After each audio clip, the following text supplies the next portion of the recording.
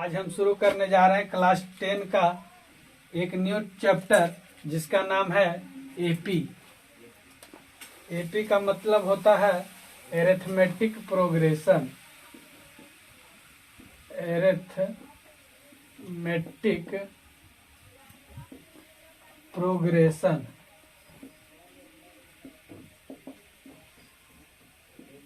इसी को हिंदी में बोलते हैं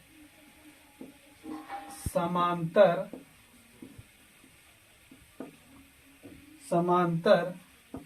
श्रेणी।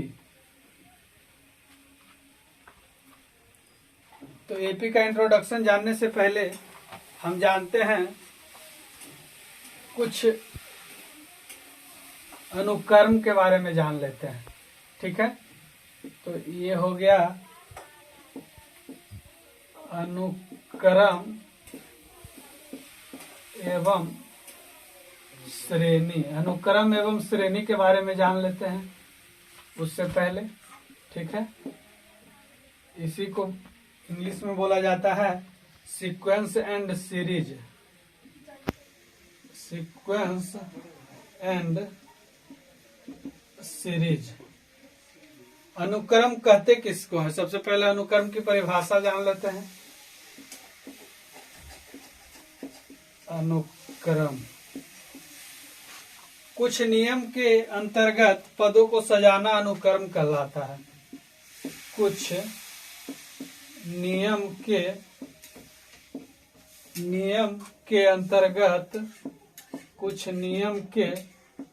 अंतर्गत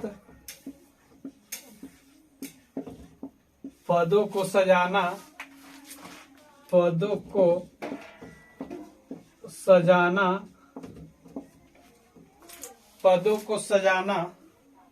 अनुक्रम कहलाता है।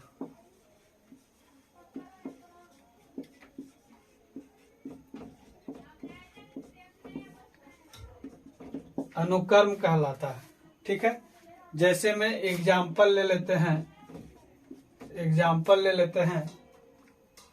1, 3, 5, 7, 9 क्या है? एक अनुक्रम है। दूसरा एग्जाम्पल 10, 5, 0, -5 ये भी क्या है? एक अनुक्रम है। एक अनुक्रम है। ठीक है,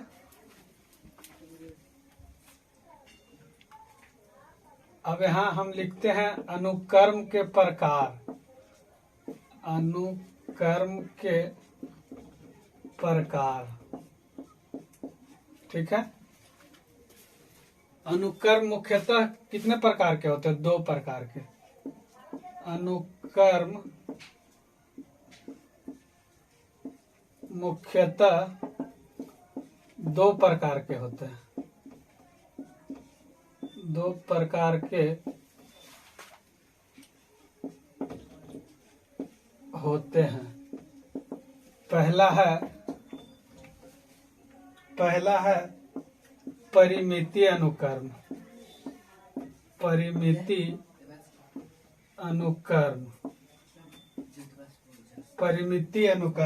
इसी को बोलते हैं फाइनाइट सीक्वेंस।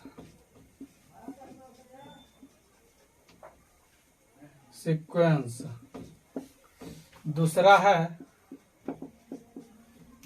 है अपरिमितीय अनुक्रम। परिमिति अनुक्रम इसी को बोलते हैं इनफाइनाइट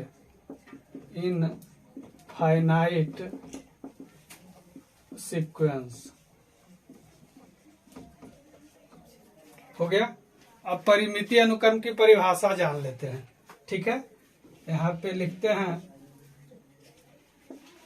परिमिति अनुक्रम।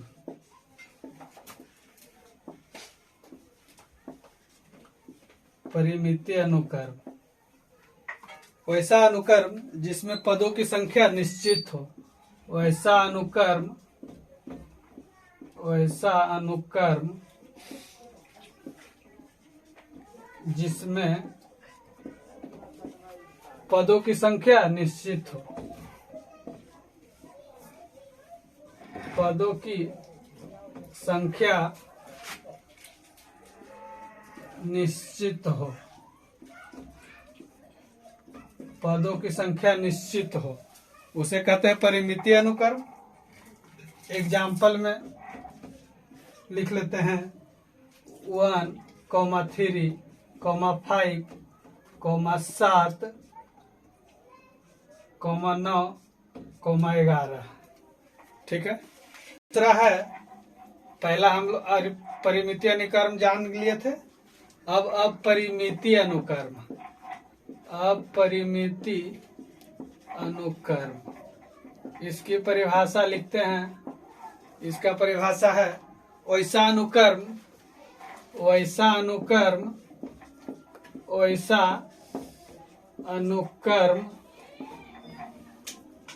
जिसकी संख्या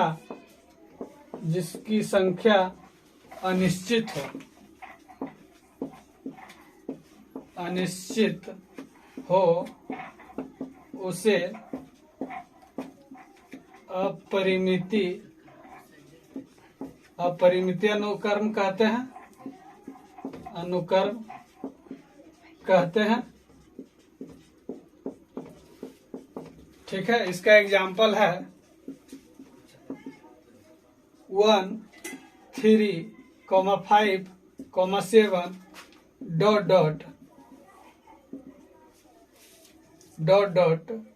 इंफिनिटी तक जा सकता है। ठीक है। इसके बाद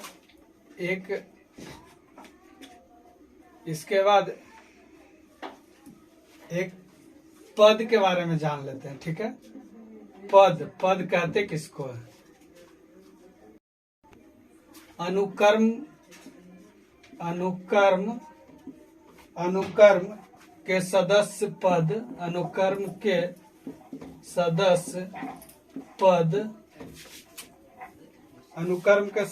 पद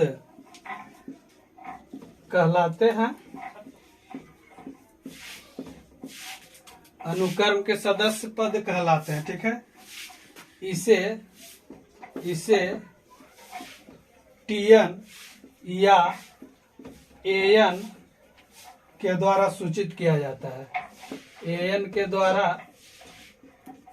क्या किया जाता है? सूचित किया जाता है।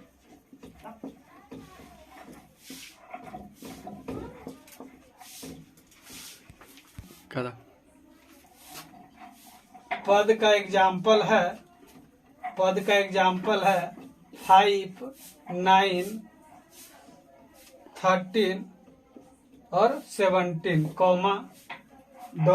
ठीक है। इसको हम कैसे सूचित करते हैं? इसको T1 से भी सूचित करते हैं। T1, T3 और T4।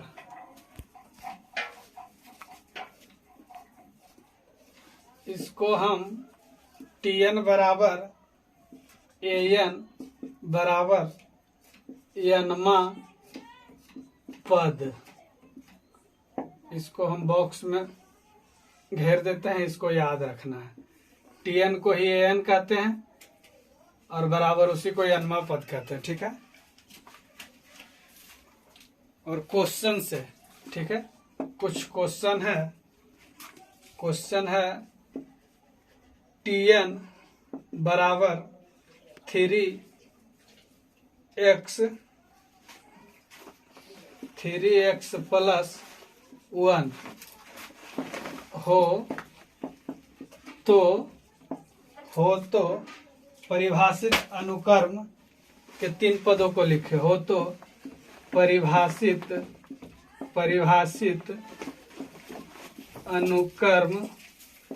अनुक्रम के 3 पद को लिखें। ठीक है। इसको हम बनाएंगे कैसे, देखना। हल मेरा दिया हुआ है क्वेश्चन में Tn बराबर, क्वेश्चन दिया हुआ है Tn बराबर 3n+1। सॉरी दोस्तों, यहाँ पे En होगा, गलती से x बोल दिए थे। और बारी बारी से 3 पद तक पुट करना है, ठीक है। तो हम पुट क्या करेंगे, पुट n बराबर 1 पहला बार, तो T1 हो जाएगा n के जगह, और ये n के जगह 1 हो जाएगा, 1 हो जाएगा +1। तो इसको हम क्या लिखते हैं, 3 गुना 1 3 + 1 कितना 4। दूसरा पद पुट n बराबर 2। तो दूसरा कैसे निकालेंगे, 3 गुना n के जगह 2 रखना है, 1, 3 गुना 6 1 7। तीसरा पद ये भी होगा पुट बराबर n बराबर 3, तो हो जाएगा मेरा 3 गुना 3 +1 कितना हो जाएगा, 3 3 9 1 10।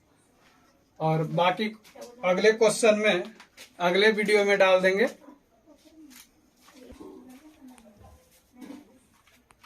मेरा पहला पद निकल कर आया 4, दूसरा 7 और तीसरा 10। तो हम यहाँ लिख सकते हैं एपी के 3 पद। यहाँ मेरा पहला पद आया 4, दूसरा आया 7, तीसरा आया 10। तो मेरे प्यारे बच्चों, बाकी के अगले क्लास में डाल देंगे वीडियो। और जिसको ये मतलब पसंद आया हो तो चैनल को सब्सक्राइब और लाइक करें।